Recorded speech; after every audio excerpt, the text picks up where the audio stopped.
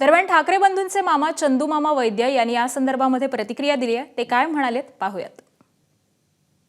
यासाठी आपल्यासोबत उद्धव ठाकरे, राज ठाकरे यांचे मामा चंद्रकांत वैद्य आहेत.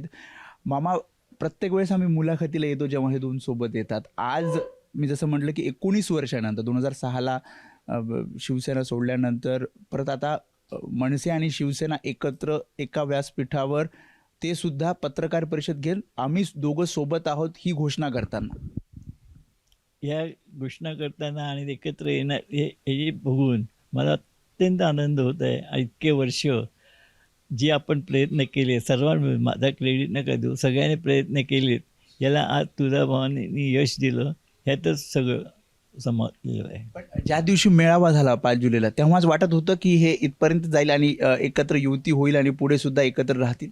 नक्कीच त्याच्यासाठी तर एकत्र आले, नाहीतर ते काय एकत्र आलेच नसते. दोघांचे विचार दोघांना जाणवलं की आज मराठी माणसासाठी आपण एकत्र येणं, आपल्या कौटुंबिक व्हायचे हे नव्हतंच. जे राजकीय मतभेद होते ते दूर सारून ते दोघे एकत्र आले, याच्यातच सगळ्यांना आनंदाची गोष्ट. ज्या काही 10-12 भेटी झाल्या त्यामध्ये काही भेटींमध्ये तुम्ही सुद्धा सोबत होता. आज पत्रकार परिषद होणार आहे. खरं ती राजकीय पत्रकार परिषद असणार आहे, पण मामांना निमंत्रण आहे का? आज सकाळी 7 वाजता राजाचा फोन आलेला की आज तू 10:30 वाजता शिवतीर्थावर ये, आपण एकत्र जाऊ.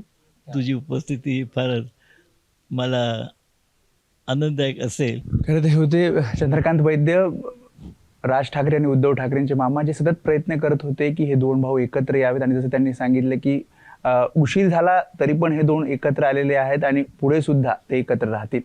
कॅमेरामन अरविंद वारगे समीप वेदांत नेब, एबीपी माझा, मुंबई. एबीपी माझा, उघडा डोळे बघा नीट.